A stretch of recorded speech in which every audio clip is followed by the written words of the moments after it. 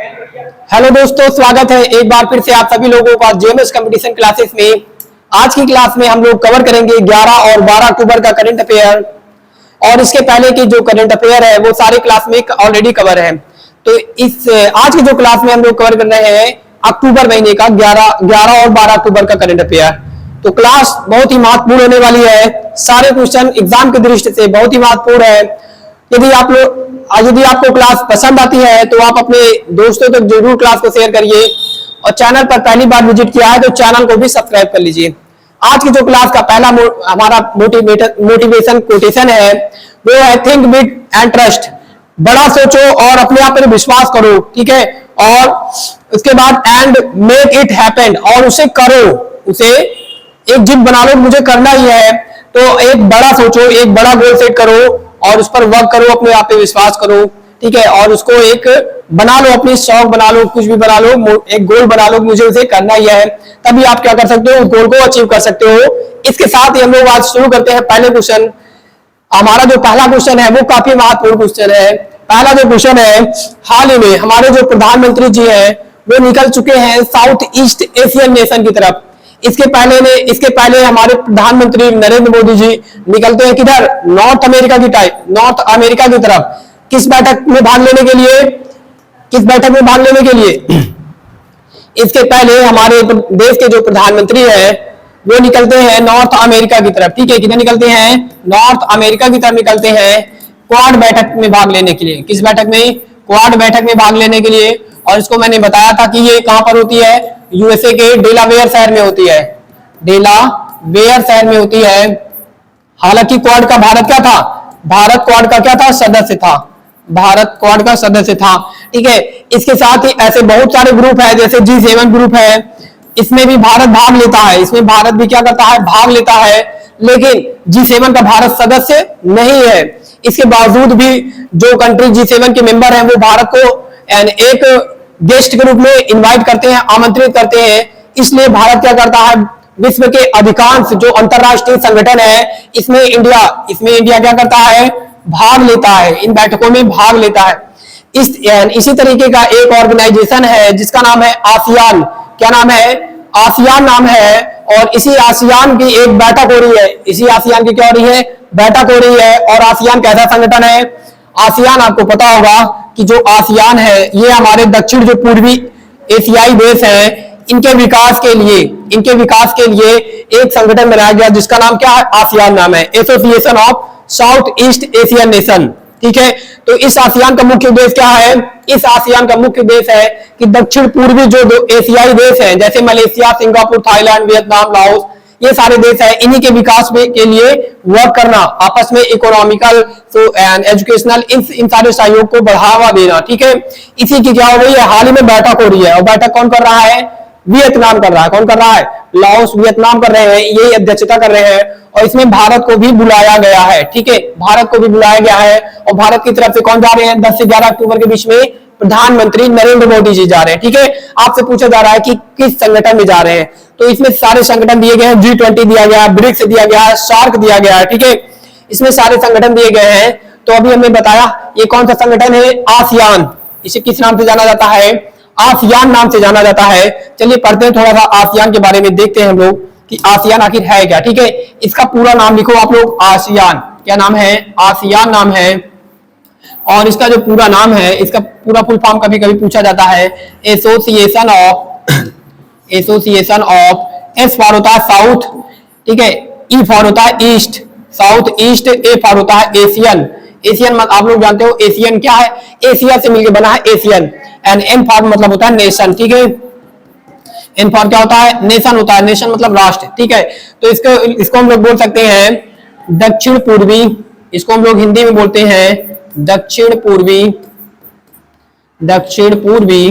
एशियाई देश, दक्षिण पूर्वी एशियाई देश। एसोसिएशन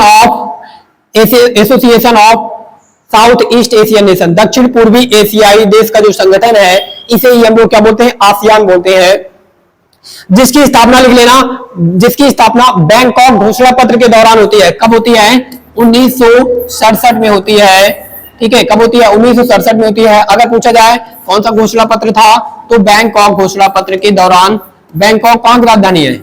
थाईलैंड की राजधानी है, ठीक है। बैंकॉक घोषणा पत्र के बाद इसकी स्थापना किया जाता है, ठीक है। इतनी चीजें आप लोग लिखो, इतनी चीजें आप लोग लिखो कि 1967 में इसकी क्या होती है? स्थापना होती है। और इसमें कुल अगर सदस्यों की संख्या पूछी जाए, कुल सदस्यों की संख्या पूछी जाए तो कितनी है? 10 है, ठीक है। इसमें कितने देश शामिल है? 10 से देश शामिल है। और इसके साथ ही भारत इसमें क्या करता है? भाग लेता है, ठीक है। तो इस संगठन का नाम होता है आसियान।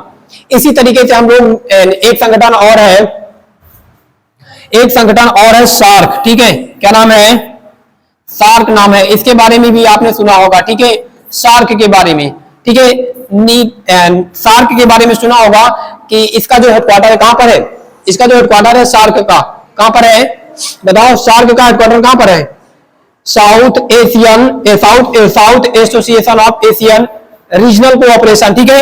इसमें कुछ मेंबर शामिल है, 8 मेंबर शामिल है, ठीक है। इसमें कितने मेंबर शामिल है? 8 मेंबर शामिल है। और इसका हेडक्वार्टर कहां पर है? इसका हेडक्वार्टर कहां पर है? नेपाल के काठमांडू में है, ठीक है। और बात करते हैं G20 की। किसकी बात करते हैं?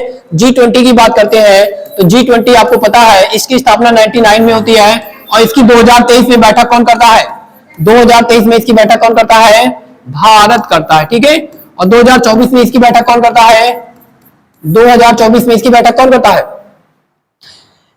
G20 की बताओ। G20 एंड वही कहां पर होती है? ब्राजील में होती है, जो कि दक्षिण एक अमेरिकी देश है, ठीक है। ब्राजील में इसकी बैठक होती है, ठीक है। जब हमारे यहाँ दिल्ली के किस जगह पर इसका वो हो रहा था? बैठक हो रही थी दिल्ली के, कहां पर हो रहा था बैठक? भारत मंडपम, ठीक है। भारत मंडपम एक बनाया गया था, बढ़िया होटल था। और उसी में क्या होती है? G20 की बैठक हुई थी। और उसी टाइम पे हमारे प्रधानमंत्री G20 की जो मसाल है वो ब्राजील के राष्ट्रपति एंड ब्राजील के जो राष्ट्रपति है उनको मसाल थमाते हैं, ठीक है। इस बैठक में क्या होता है? जो मसाल होती है एक मसाल की तरह रहती है, उसे पकड़ाया जाता है जिस देश में बैठक होती है, ठीक है। बात करते हैं ब्रिक्स की। ब्रिक्स की जो बैठक होती है वो रसिया में होती है, आपको ऑलरेडी पता है, ठीक है। चलते हैं नेक्स्ट क्वेश्चन की ओर। और हमारा जो नेक्स्ट क्वेश्चन है, आप लोग देख सकते हो यहाँ पर न्यूज कटिंग भी देख सकते हो इंडिया टीवी की, कि भारत हमारे जो प्रधानमंत्री जी हैं वो जो लाओस है इस समय अध्यक्षता कौन कर रहा है? अध्यक्षता लिख लेना, आसियान की अध्यक्षता कौन कर रहा है? लाओस कर रहा है, ठीक है। और प्रधानमंत्री मोदी जी पहुंच चुके हैं। और यहाँ पर आप लोग देख सकते हो फोटो काफी ब्लर है, ठीक है। और बात करते हैं यहाँ के जो प्रधानमंत्री है उनका नाम है सोनेक्से, ठीक है। इनका नाम इंपॉर्टेंट नहीं है, केवल जानते रहो कि यहाँ के जो प्रधानमंत्री सोनेक्से हैं इन्हीं के आमंत्रण पर भारत जाता है, ठीक है। और इस समय इसकी अध्यक्षता लिख लेना कि आसियान की अध्यक्षता कौन कर रहा है? लाओस कर रहा है, ठीक है। अध्यक्षता लाओस कर रहा है। और क्रम वगैरह याद कर लेना, 21वां क्या होता है? क्रम होता है। और उसके बाद यहां पर अगर बात करते हैं जी मोदी जी यहाँ पर किस लिए जाते हैं, ठीक है। आप लोगों को पता होगा कि जितना दक्षिण पूर्वी एशियाई देश है, ठीक है, चाहे वो यहाँ पर थोड़ा सा नाम बुला होगा, मलेशिया, सिंगापुर है, वियतनाम है ना, और उसके बाद थाईलैंड वगैरह, जितने भी साउथ दक्षिण में एशियाई देश हैं वो सारे इसके सदस्य हैं। जितना इन सारे देशों की पॉपुलेशन होगी उतना इंडिया की अकेले होगी, ठीक है।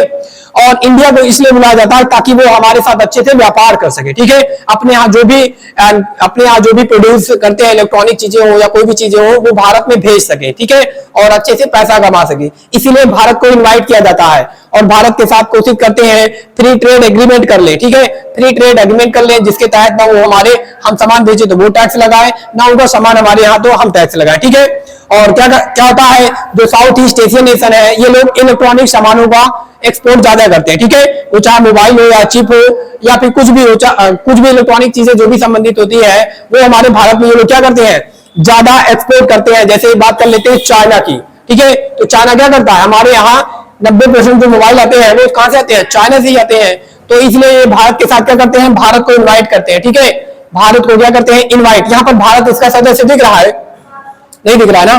भारत इसका सदस्य नहीं है, ठीक है। अभी हमने बताया भारत इसका सदस्य, एंड इसके बावजूद कुछ संगठन है भारत उसका सदस्य नहीं है। जैसे G7 है, इसका भारत सदस्य नहीं है। नाटो, इसका सदस्य भारत नहीं है, लेकिन भारत को बुलाया जाता है क्योंकि जिसके पास पैसा होता है, जिसके पास मार्केटिंग बढ़िया है ना, अभी आपके पास नेटवर्क, अभी आपका जो फेस वैल्यू है मार्केट में अच्छा हो तो जो नेता वगैरह होंगे पहले आगे आपसे मिलेंगे, ठीक है। आम आदमी की अपेक्षा पहले आके वो आपसे मिलेंगे। इसी तरीके से भारत का जो देश है वो दुनिया में सबसे ज्यादा पॉपुलेशन रखने वाला देश है।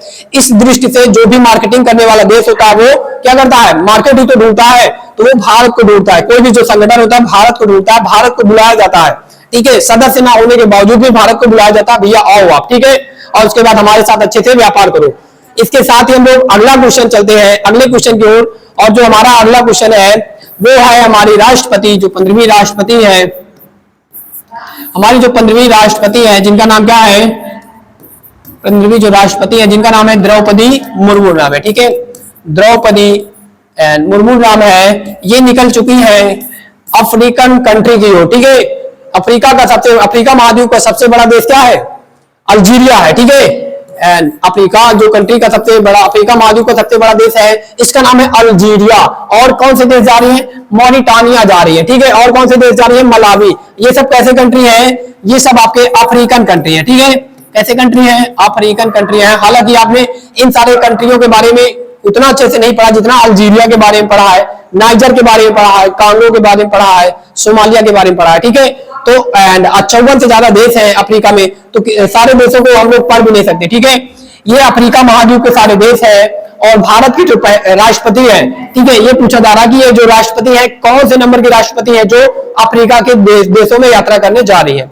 अधिकतर आपने सुना होगा कि हमारे जो प्रधानमंत्री है वही क्या करते हैं, जाते हैं और अध्यक्षता भी करते हैं और सारी चीजों को हैंडल। अगर बाहरी विदेशी यात्रा को देखें तो हमारे जो विदेश मंत्री है, ठीक है, विदेशी यात्रा में अगर देखें तो हमारे यहाँ जो भी बड़े पद हैं ये तो उसमें विदेश मंत्री जाता है। कौन जाता है, विदेश मंत्री जाता है। ये तो कौन जाते हैं, हमारे पीएम जाते हैं। आपने राष्ट्रपति को कभी देखा जाते हुए, नहीं देखा, ठीक है, क्योंकि हमारे यहाँ संसदीय प्रणाली है और हमारे देश को अगर रिप्रेजेंट की बात करते हैं तो हमारे प्रधानमंत्री जाते हैं, वही रिप्रेजेंट करते हैं, ठीक है।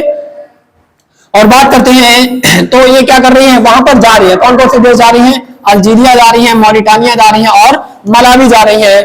और बात करते हैं कौन से नंबर की होगी, तो ये भारत की पहली राष्ट्रपति होगी, ठीक है, महिला राष्ट्रपति की बात कर रहे हैं, ठीक है। ये भारत की पहली महिला राष्ट्रपति है जो क्या कर रही है, अफ्रीकन देशों में यात्रा करने जा रही है। अब बात करते हैं यात्रा क्यों करने जा रही है, ठीक है, ऐसे घूमने जा रही है, कोई काम से जा रही है, तो भारत और इन देशों के साथ व्यापार को बढ़ावा देने के लिए, ठीक है, वो चाहे किसी भी सेक्टर का हो, भारत क्या करेगा, अफ्रीकन जो है, अफ्रीकन जो कंट्री है भारत से काफी पीछे है, ठीक है, वो जहां सामाजिक रूप से पीछे है। आपको पढ़ाया गया है ज्योग्राफी में कि अफ्रीका को अंध महाद्वीप किस लिए कहा जाता है, क्योंकि वो सामाजिक, आर्थिक और शैक्षणिक दृष्टि से पिछड़ा हुआ है, ठीक है, भारत से भी पिछड़ा हुआ है। तो जैसे भारत दुनिया वाले जो डेवलप कंट्री है भारत को मार्केट एज ए मार्केट की तरह देख रहे हैं, वैसे भारत को भी तो चाहिए कि अपना सामान कहीं पर भेजे।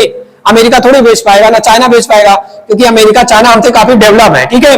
और भारत ऐसे कंट्री को क्या कर सकता है, सामान को एक्सपोर्ट करता है जो भारत से क्या है, थोड़ा कम विकसित है, ठीक है। तो जो अफ्रीकन कंट्री है वो चाहे सोमालिया हो, ये जो अल्जीरिया वगैरह दिख रहे हैं, तो ये भारत से काफी क्या है, अविकसित देश है। इसीलिए भारत क्या कर रहा है, इन सबके साथ जा रहा है और उसके बाद देश में विजिट कर रहा है, वहां के राष्ट्राध्यक्षों से मिल रहा है, ठीक है, और उसके बाद एग्रीमेंट कर रहा है कि हम आपके यहाँ क्या करेंगे, रेलवे डेवलप करेंगे, एयरपोर्ट डेवलप करेंगे, आपके यहाँ एजुकेशन सिस्टम को बदलेंगे, ठीक है, आपकी सहायता भी करेंगे, ठीक है। तो क्या कर रहा है भारत, जो भारत की राष्ट्रपति है वो इसीलिए जा रही है, कहां पर जा रही है, अफ्रीका के 3 देशों में जा रही है, मलावी, मॉरिटानिया और अल्जीरिया देशों में। ये क्वेश्चन समझ में आ गया होगा आपको, ठीक है। चलते हैं नेक्स्ट क्वेश्चन की ओर। तो हमारी ये भारत की पहली राष्ट्रपति होगी, ठीक है, और ये हमारी भारत की पहली राष्ट्रपति और भी है क्योंकि ये जनजातीय से बिलोंग करती है, ठीक है, ये पहली महिला जनजातीय राष्ट्रपति है। ये क्वेश्चन सभी को समझ में आ गया होगा। थोड़ा सा हम लोग पढ़ते हैं अफ्रीका के बारे में, ठीक है, और बात करते हैं अफ्रीका में। तो देखो G20 में जब सम्मेलन हो रहा था, ठीक है, G20 का जब हमारे भारत में 2023 में क्या हो रहा था, सम्मेलन हो रहा था, बैठक हो रही थी, कहां हो रही थी, हमारे यहाँ बैठक हो रही थी, भारत में बैठक, भारत इसकी अध्यक्षता कर रहा था, ठीक है, भारत अध्यक्षता कर रहा था। ये 2023 की बात है। तो इसमें क्या होते हैं, इसमें G20 में आपको पता है कि 19 देश थे और एक संगठन शामिल था जिसका नाम था EU। क्या नाम था, EU, जिसे हम लोग बोलते हैं यूरोपियन यूनियन। नाम सुना होगा आपने कि इसमें कितने देश हैं, 19 तो देश हैं और एक संगठन शामिल है जो यूरोप को पूरा क्या करता है, रिप्रेजेंट करता है। इसे हम लोग बोलते हैं EU, बोलते हैं यूरोपियन यूनियन। आपने EU के बारे में ऑलरेडी सुना होगा क्योंकि यहाँ की जो स्पेस एजेंसियां हैं वो क्या करती है, मिल के काम करती हैं, जिसका नाम है EU। एंड इसके साथ ही इतने तो भाग लेते ही हैं कि यहाँ पर एक व्यक्ति आता है जो कि अफ्रीकन यूनियन को रिप्रेजेंट करता है। किसे करता है? अफ्रीकन यूनियन को रिप्रेजेंट करता है। अफ्रीकन यूनियन, इसे एयू नाम से जाना जाता है। ठीक है, ये भी पहुंचता है कहां पर? G20 में पहुंचता है।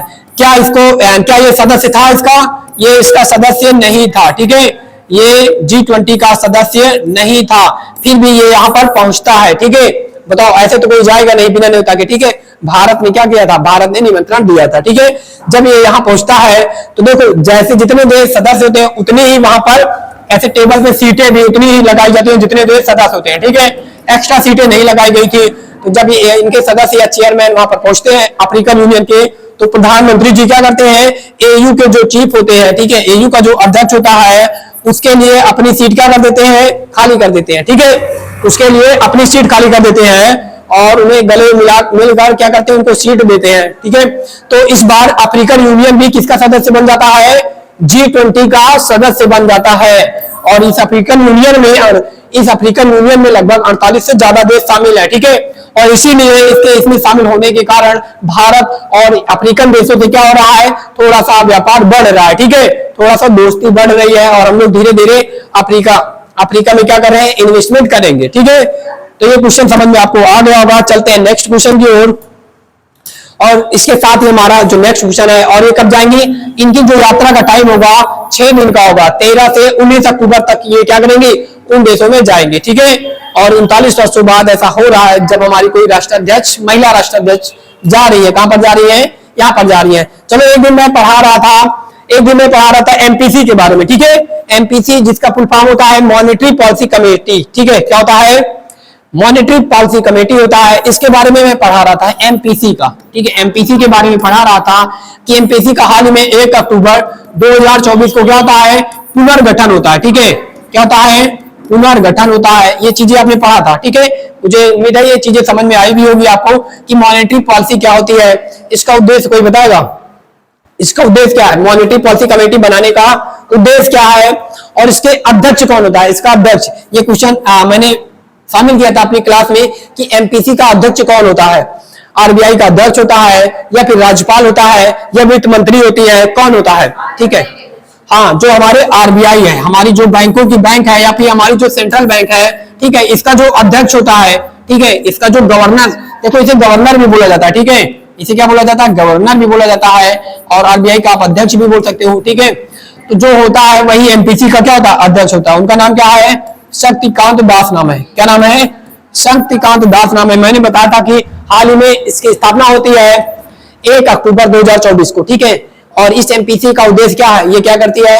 ये बताती है कि हम बैंकों को इस रेट पर लोन दे रहे हैं, फिर बैंकें निर्धारित करती हैं आपको लोन देने के लिए कि हम आपको किस रेट पे देंगे। ठीक है, और इसका मुख्य उद्देश्य ये भी है कि अगर हम रेट बढ़ाएंगे तो वो भी रेट बढ़ाएंगे तो मार्केट में क्या आ जाएगी? महंगाई आ जाएगी। ठीक है, यहाँ पर देखो थोड़ा सा कंसेप्ट की बात करते हैं तो यहाँ पर थोड़ा सा आप लोग देखो कि जो हमारी आरबीआई है, हमारी जो आरबीआई है, अगर ये क्या करेगी? ये क्या करती है? ये हमारी जो भी कमर्शियल बैंकें हैं, ठीक है, जो भी कमर्शियल बैंकें, वो चाहे एसबीआई हो या फिर आपको बीओबी हो या फिर पीएनबी हो, ठीक है, या फिर पीएनबी हो, इन सबको क्या करती है? लोन देती है। क्या करती है? लोन देती है, क्योंकि इनके पास अधिकार नहीं है पैसे छापने का। ठीक है, पैसे छापने का अधिकार केवल सेंट्रल बैंक को होता है। जो हमारे किसी भी देश की सेंट्रल बैंक होती है उसी को अधिकार होता है सारे फॉरेन रिजर्व रखने का। ठीक है, रेमिटेंस जिसे बोलते हो, उसी को अधिकार होता है नोट छापने का, उसी को अधिकार होता है, क्या अधिकार होता है? उसी को अधिकार होता है इन सबको नोट बांटने का भी। ठीक है, ये बैंकें क्या करती है? आरबीआई से लोन लेती है। आरबीआई इन्हें लोन देती है और जिस रेट पे देती है उसे बोला जाता है रेपो रेट। क्या बोला जाता है? रेपो रेट बोला जाता है। ठीक है, जिस रेट पे आरबीआई कमर्शियल बैंकों को पैसा उधार देती है उसे बोला जाता है रेपो रेट। क्या बोला जाता है? रेपो रेट बोला जाता है। और हाल ही में जो बैठक होती है इसमें रेपो रेट को निर्धारित किया जाता है। अगर इस रेपो रेट को आरबीआई बढ़ाती है तो ये जो हमें उधार देंगी पैसा, ठीक है, ये हमें जो पैसा उधार देंगी वो क्या करेंगे? ये भी बढ़ा के देंगे या घटा के देंगे? बढ़ा के देंगे। ठीक है, ये हमें लोन देती है। ठीक है, ये जो पब्लिक है, आम आदमी है, उन्हें लोन कौन देती है? ये देती है। हम डायरेक्ट आरबीआई से ले सकते हैं? नहीं ले सकते ना, क्योंकि हमारे पास उतना बजट नहीं है, ना हमारे पास कोई बैंक है कि हम दिखाएं कि हमको बहुत ज्यादा पैसा लेना है। इन्हें बहुत ज्यादा पैसे में लोन लेते हैं ये लोग। ठीक है, हम लोग कम पैसे में लेते हैं, 10,000, 20,000, 10 लाख, 20 लाख, ये लोग लाख लाख करोड़ रुपए लेते हैं। ठीक है, लाख लाख करोड़ रुपए लेते हैं, फिर ये क्या करते हैं, आम पब्लिक में वितरण करते हैं। ठीक है, तो अगर रेपो रेट बढ़ेगा तो ये भी क्या करेंगे, अपना रेट बढ़ा के ही इन लोगों को लोन देंगे। ठीक है, और ये लोग रेट अगर बढ़ा के देंगे तो मार्केट में महंगाई आ जाती है। ठीक है, तो इसी को कंट्रोल करने के लिए जो ये हमारी आरबीआई है, ये क्या करती है, इसकी जो मेन एक ब्रांच है जिसे एमपीसी बोलते हैं, ये क्या करती है, सारी चीजों का एनालिसिस करती है मार्केट का, कि किस प्रकार की महंगाई है, सस्ती मतलब मार्केट सस्ता है या फिर महंगाई चल रही है, या क्या हो रहा है, नोटों का वितरण अच्छे से हो रहा है नहीं हो रहा है, इन सब का एनालिसिस करके ये रेपो रेट, और एक होता है रिवर्स रेपो रेट, एक क्या होता है, रिवर्स रेपो रेट। ठीक है, क्या होता है, रिवर्स रेपो रेट होता है। ठीक है, ये रिवर्स रेपो रेट क्या होता है, जब हमें जो कमर्शियल बैंकें होती है, जो जिस पैसे पे, जिस इंटरेस्ट पे हमें उधार देते हैं, उसे रिवर्स रेपो रेट बोला जाता है। ठीक है, ये जो एसबीआई है, फिर ये अगर इन्हें कितने परसेंट पे लोन मिलता है, अभी की जो रिपोर्ट आई है, इसमें आरबीआई ने, ठीक है, आरबीआई ने 6.5% पर लोन दे रही है, किसे दे रही है, कमर्शियल बैंक को।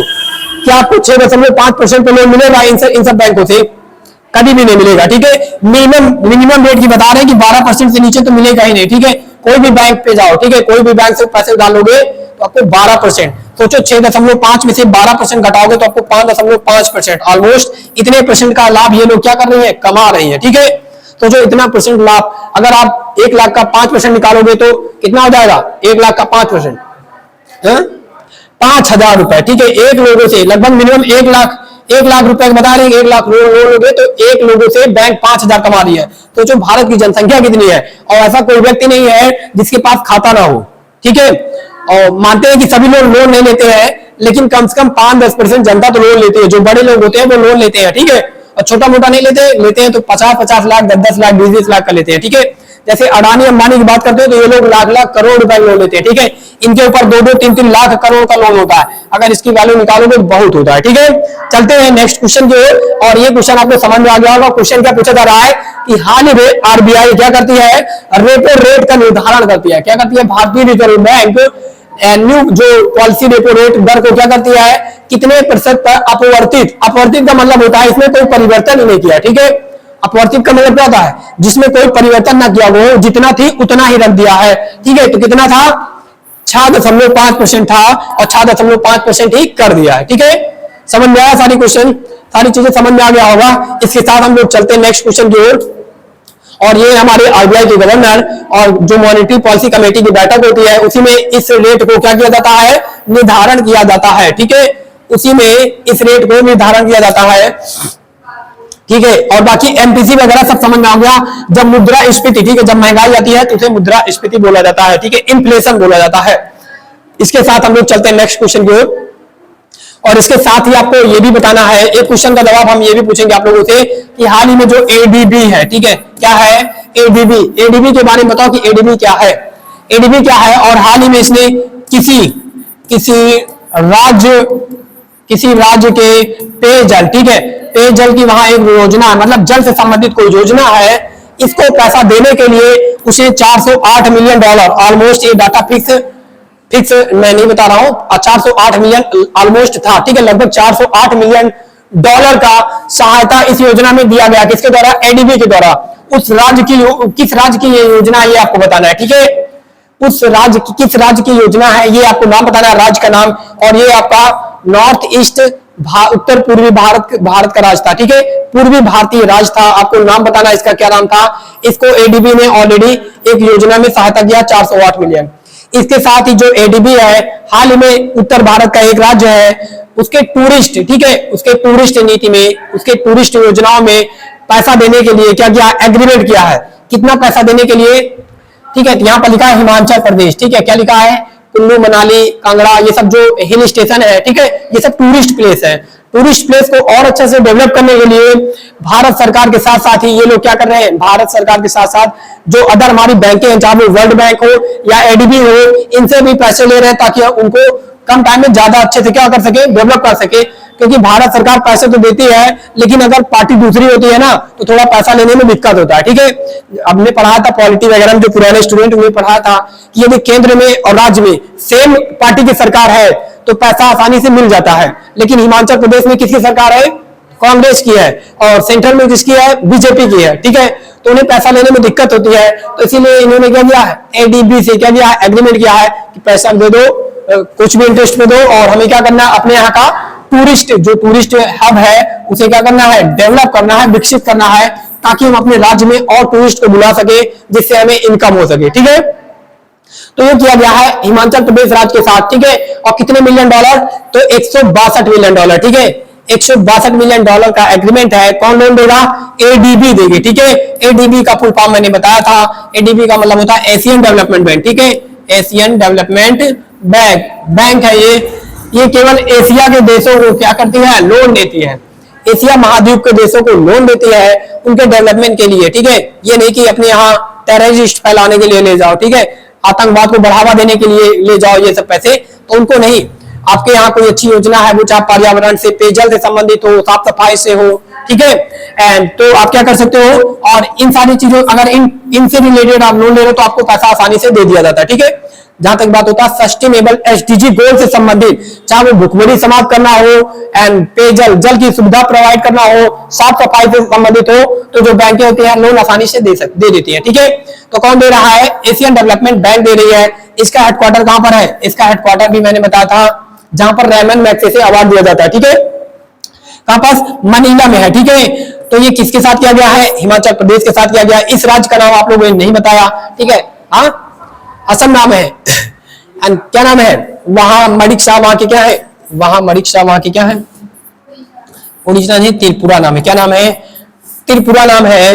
त्रिपुरा के साथ एग्रीमेंट किया गया। वहां की एक पेयजल योजना है, इसी में 408 मिलियन डॉलर का अगर पूछा जाए एग्रीमेंट के ऋण कौन देगा, तो एडीबी देगी, ठीक है। और ये क्वेश्चन पूछा जाता है, ठीक है, जितने भी बड़ी बैंक है हमारे भारत के किसी भी राज्य को अगर लोन देती है ना, तो वो क्वेश्चन पूछा जाता है कि हाल ही में एडीबी ने किस राज्य के साथ, ठीक है, वहां की पेयजल योजनाओं को बढ़ावा देने के लिए या पेयजल योजनाओं के लिए इतना मिलियन डॉलर का ऋण दिया है, ठीक है। तो आप लोग देख सकते हो यहाँ की जो मंडी है हमीरपुर जिले में, विरासत है, संस्कृति, इन्हीं सबको बढ़ावा देने के लिए क्या किया गया है, 162 मिलियन डॉलर का क्या किया गया, ऋण दिया गया है। किसको दिया है, कौन दिया है, एडीबी दिया, ठीक है। ये रही हिमाचल प्रदेश की सरकार, जो कि कौन है, सुखविंदर सिंह सुक्खू यहाँ के क्या है, इस समय सीएम बने हुए हैं, ठीक है। बात करते हैं एशियन डेवलपमेंट बैंक की, तो देख लेना ये इसका जो मुख्य उद्देश्य क्या है। इसकी स्थापना 1966 के करीब की जाती है, ठीक है। और आशा कावाया इसके भी क्या बने हुए, हेड बने हुए हैं, ठीक है। और उसके बाद बात करते हैं नेक्स्ट क्वेश्चन की, और ये जो हमारा क्वेश्चन होने वाला है ये लास्ट क्वेश्चन है, ठीक है। और ये लास्ट क्वेश्चन है, और ये भी हमारे इकोलॉजी और पर्यावरण की दृष्टि से काफी इंपॉर्टेंट क्वेश्चन है, और इसी टाइप के क्वेश्चन पूछे भी जाते हैं एग्जाम में, ठीक है। पर्यावरण से संबंधित अगर कोई भी क्वेश्चन होता है ना, तो उसको आप 4 बार पढ़ो, ठीक है। पेपर की दृष्टि से काफी इंपॉर्टेंट होते हैं, ठीक है। अभी बता रहे हैं, बाद में भी आपको पहले भी बताया है, तो ये काफी इंपॉर्टेंट क्वेश्चन है। हाल ही में वाजा ये क्या है, संस्था है। वाजा एक संस्था है जिसका फुल फॉर्म होता है वर्ल्ड एसोसिएशन ऑफ जू एक्वेरियम, ठीक है। जू एक्वेरियम, जू मतलब क्या होता है, जू मतलब होता है चिड़ियाघर, क्या होता है, चिड़ियाघर होता है। तो विश्व में भी क्या है, विश्व में ऐसी संस्थाएं हैं जो आपके चिड़ियाघर, राष्ट्रीय उद्यान, इन सबको ध्यान देते हैं कि किस जानवर की सुरक्षा आप किस प्रकार कर रहे हो, ठीक है। सही से रख रखाव कर रहे हो, तो डेली मार रहे हो बंदूक से, या फिर है ना बंद किए हुए जंजीर से बांधे हो, ठीक है। तो इन सब का अगर पूछा जाए, इन सब का रख रखाव मतलब इन सब की देखता कौन है, ठीक है। इन सबको वर्ल्ड में भी कोई एसोसिएशन है, हमारे भारत में तो मान लो भारत की सरकार है, भारत कुछ भी कर सकता है, ठीक है। तो इसके लिए क्या होता है, इसके लिए जो हमारे वर्ल्ड लेवल की है ना, विश्व लेवल की ऑर्गेनाइजेशन है, वो क्या करती है, नजर बनाए रखती है। अगर आप ऐसा कोई भी गलत काम करते हो तो आपको क्या करती है, आपको आपकी सदस्यता ही रद्द कर देंगे, ठीक है। आपकी सदस्यता क्या करेंगी, रद्द कर देंगी। और उसके बाद जैसे एक वाडा है, क्या है, वाडा है, इसे बोला जाता है वर्ल्ड एंटी डोपिंग एजेंसी। आपके देश के अगर एथलीट जो होते हैं, प्लेयर जो होते हैं, किसी भी गेम में अगर ड्रग्स वगैरह या फिर एंटी डोपिंग जो करते हैं, ठीक है, ड्रग्स वगैरह का यूज करते हैं, तो ये क्या करती है, आपके एथलीट को मतलब सस्पेंड कर देती है, तो वो आप किसी भी खेल में भाग नहीं ले पाओगे। इसी तरीके से ये जो क्वेश्चन है, क्या है, पढ़ो क्वेश्चन है कि हाल ही में एंड जो विश्व चिड़ियाघर, ठीक है, विश्व चिड़ियाघर एक्वेरियम एसोसिएशन है, इसने भारत के किसी चिड़ियाघर को क्या कर दिया है, भारत के किसी चिड़ियाघर की सदस्यता को निलंबित कर दिया, ठीक है। 6 महीने के लिए निलंबित किया है। आपको बताना है इस चिड़ियाघर का नाम। ये स्थित है कहां पर, बताओ, ये कहां पर स्थित है, ये दिल्ली का है, ठीक है। कहां का है, दिल्ली राष्ट्रीय प्राणी उद्यान है, इसकी सदस्यता को क्या कर दिया है, रद्द कर दिया। किसने किया है, वाजा ने किया है, वाजा ने किया है। वर्ल्ड एसोसिएशन ऑफ जू एक्वेरियम, यहाँ पर ऊपर फुल फॉर्म लिखा है, इसने किस सदस्यता को, इसका नाम याद रखना, दिल्ली राष्ट्रीय प्राणी उद्यान का, ठीक है। अच्छा, इसने ऐसा काम क्या किया था, तो देखो इसने काम किया था, इनके यहाँ एक हाथी थी, ठीक है, इन्होंने एक हाथी थी, क्योंकि आप जाते हो चिड़ियाघर में देखते हो सभी प्रकार के जानवर वहां पर रहते हैं, ठीक है। इन्होंने हाथी को जंजीर से बांध के रखा था, ठीक है, और जंजीर से बांध के अगर रखोगे तो धीरे धीरे जंजीर क्या करती है, जहां पर भी बंधी होती है उसे काट देती है, ठीक है। तो ये एक बहुत ही बेरहमी से किया गया काम था, जिसके लिए ये रिपोर्ट देखती है, ठीक है। ये सारे विजिट भी करते रहते हैं ना, सारे देशों में जो भी आपके राष्ट्रीय उद्यान जिससे भी संबंधित होते हैं वहां पर विजिट करते रहते हैं, जाते रहते हैं, देखते रहते हैं। फिर इसी कारण से इस हाथी के जंजीर बंधे होने के कारण उसकी मृत्यु हो जाती है, ठीक है, और उसकी इसी के कारण इनकी सदस्यता भी रद्द किया जाता है, ठीक है। तो ये क्वेश्चन याद रखना कि ये जो राष्ट्रीय उद्यान था उसका नाम है दिल्ली प्राणी उद्यान। बात करते हैं बन्नेरघट्टा की, तो इसको लिख लो आप लोग, ये बेंगलुरु में, कहां पर है, बेंगलुरु में है बन्नेरघट्टा राष्ट्रीय उद्यान, जैविक उद्यान। और अलीगढ़ की बात करते हैं तो ये तमिलनाडु में, कहां पर है, ये तमिलनाडु में है आपका। और एक बचता नेहरू वाला, तो ये हैदराबाद में है, कहां पर है, हैदराबाद में स्थित है, ठीक है। तो सारे काफी इंपॉर्टेंट है, आप लोग लिख लो कौन कहां पर है, ये पूछा जाता है, ठीक है, ये आपको पूछा जाता है। और इसके साथ ये हमारा लास्ट क्वेश्चन था, ये हमारा क्या होता है, लास्ट क्वेश्चन होता है। और इसके जो अगली हमारी क्लास होगी वो हो जाएगी आपकी 13 और 14 अक्टूबर की क्लास, और वो हम लोग कल कवर करेंगे। यदि आपको क्लास पसंद आती है तो आप अपने दोस्तों तक जरूर क्लास को शेयर करिए, और चैनल पर पहली बार विजिट किया है तो सब्सक्राइब कर लीजिए, ताकि नोटिफिकेशन क्लास का आपको टाइम से मिलता रहे। चलिए मिलते हैं नेक्स्ट क्लास में, तब तक के लिए जय हिंद, जय भारत।